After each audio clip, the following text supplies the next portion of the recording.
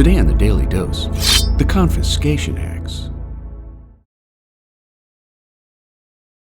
Following the Union's bitter defeat at the First Battle of Bull Run, July 21, 1861, reports of thousands of slaves at the Manassas battlefield, working as laborers and servants to rebel combatants, jolted Congress and most Northerners into the realization that the Civil War was fading from an anticipated swift action to a long and bloody standoff. Given the severity of the Confederates' lopsided slave labor advantage, in the first summer of the Civil War, President Abraham Lincoln called the 37th U.S. Congress into an emergency session on the 4th of July, 1861, quickly passing the First Confiscation Act that authorized the federal government to seize Confederate property, including slaves,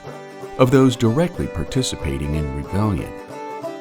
After Lincoln signed the act into law,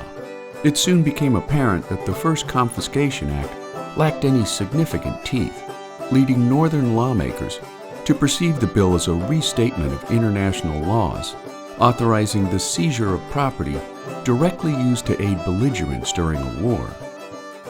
As a result, under mounting public pressure to draft a more vigorous bill, during the second session of the 37th Congress in December of 1861, Republican Senator Lyman Trumbull of Illinois took the floor to introduce a bill that envisioned the seizure of all rebel property used to support their war effort,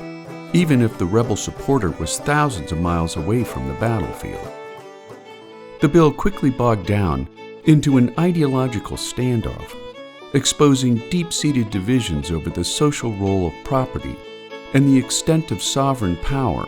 over private property in American law and the U.S. Constitution. Leading the fight for a repressive bill was a Trumbull-led coalition, including Charles Sumner of Massachusetts and Benjamin Wade of Ohio in the Senate, and George Julian of Indiana in the House, while Republican Senator Orville Browning of Illinois led the conservative side of the months-long debate, which proved to be a sustained and quite remarkable standoff in the midst of a civil war. Finally, moderates led by John Sherman of Ohio, Daniel Clark of New Hampshire, and Henry Wilson of Massachusetts in the Senate, and Thomas Eliot of Massachusetts in the House, reworked the bill by providing a much greater role for the judiciary than the radicals had wanted. Signed by President Lincoln on July 17, 1862, after first demanding that Congress pass an explanatory resolution to the bill, the Confiscation Acts and Lincoln's subsequent Emancipation Proclamation not only targeted the economic interests of the Southern states,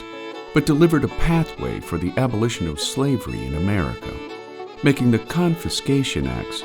an ideological compromise during a nation's war with itself. And there you have it, the Confiscation Acts, today in the Daily Dose. If you like learning something new every day, subscribe to the Daily Dose on YouTube or sign up for emails at dailydosenow.com.